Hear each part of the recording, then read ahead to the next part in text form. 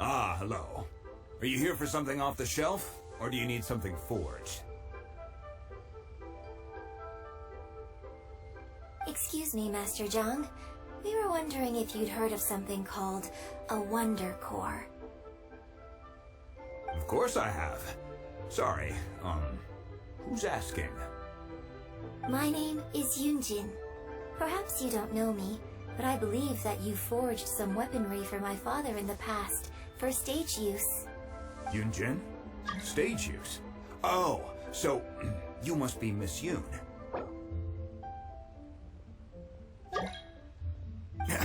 Sorry, my brain's finally caught up. It's not used to doing much beyond bashing a hammer all day. Everyone's heard of you, Miss Yun, even folks who don't make it to the opera all that often. Like myself. So, you're here to ask about Wonder Cores, huh? As it happens, I do know how to make them. Matter of fact, I made some for Lady Ningguang back when she was building the original Jade Chamber. The types of ore needed to make Wonder Cores are a little hard to come by. Lady Ningguang supplied them herself last time. I don't suppose you've brought any yourselves? No, we were gonna ask you what kinds of ore we need. Sure. Well, you'll need two kinds. Star Splinter Iron and Subrosium. If I remember correctly, Lady Ningguang sourced her Star Splinter Iron from the Mount Tianheng area. They say it resonates with visions. It could take some work, but if you stick with it, you'll find some eventually. As for the Subrosium, though, that's trickier. It's all but unheard of on the market. I'm really not sure. Sorry. What I've heard is that the people around Mount Tianheng have some sort of magic trick that can pinpoint the location of the stuff. Of course, it's probably just hearsay. If you want my advice, start by looking for Star Splinter Iron around Mount Tianheng. And if you run into any locals, ask them a few questions about Subrosium. Mount Tianheng. Interestingly enough, the story of the Divine Damsel of Devastation also takes place on that mountain. I hear the view there is quite spectacular. A favorite destination of the Adepti, in fact. Perhaps it can give me some inspiration. Let's not delay. We should head straight there.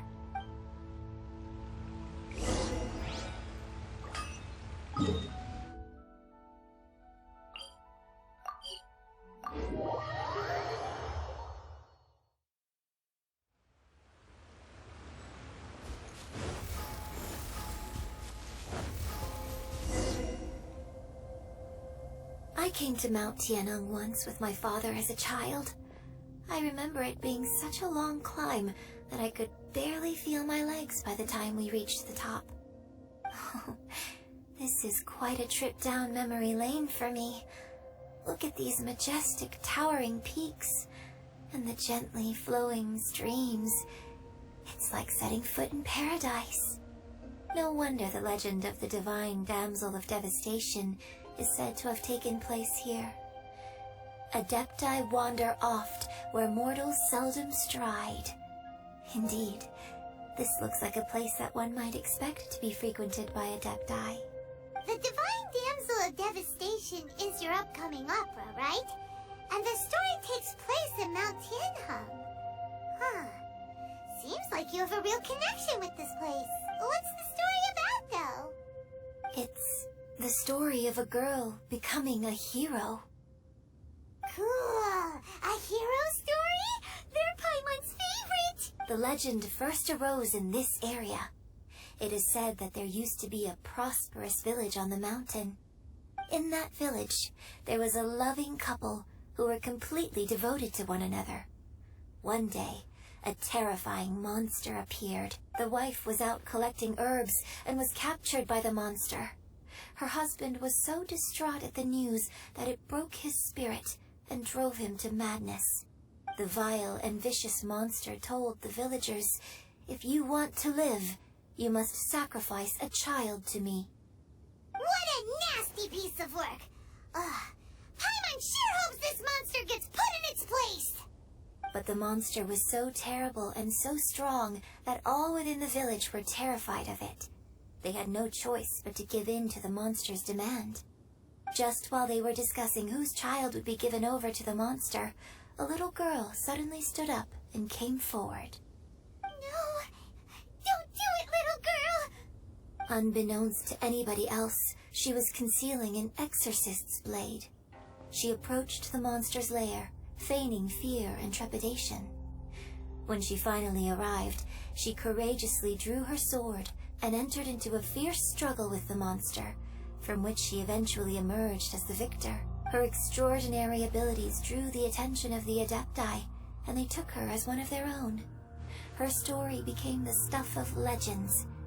But alas, the paths of mortals and Adepti seldom cross, and she would never again re-enter the mortal world. And so, destined to grace the mortal realm for but a brief moment, she vanished like a wisp of smoke into thin air. That's how the opera ends. I really like this story. But I personally think that perhaps the little girl was not as brave as the opera makes her out to be. I'm not sure she deserves all the praise she is given. I've never considered that before. Opera is always an interpretation of the events it purports to portray. A certain degree of deviation from the truth is always inevitable. When my father wrote the script for this play, I suppose his intention was to inspire his audience with the character of the divine damsel. I think it's a great story. The ideal story. Well, it sure inspired Paimon! Let's go get ourselves some Star Splinter Iron! Yeah!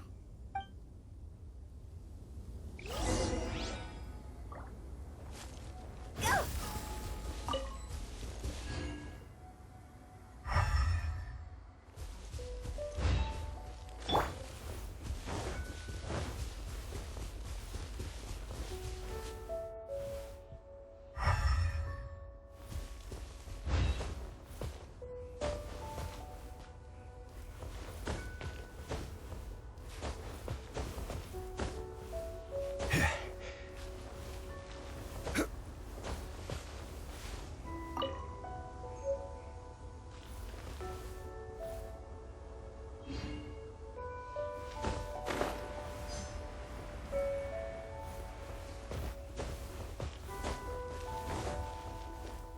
This should be enough Star Splinter Iron.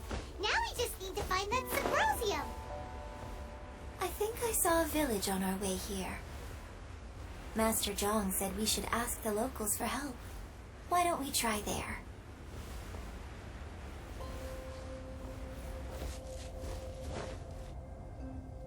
Hey, there really is someone here. Yunjin, looks like you were right. Excuse us, sir. Can we ask you something? Huh. He didn't seem to catch that. Hello, sir. We were just passing by and wanted to ask if you happen to know anything about Symbrozium. Is he trying to tell us to look for clues in the village? Well, whatever. Guess we're on our own here. Shenhua, Yunjin, let's have a look around. Sorry, you can go ahead without me. I'd like to have a word with this gentleman.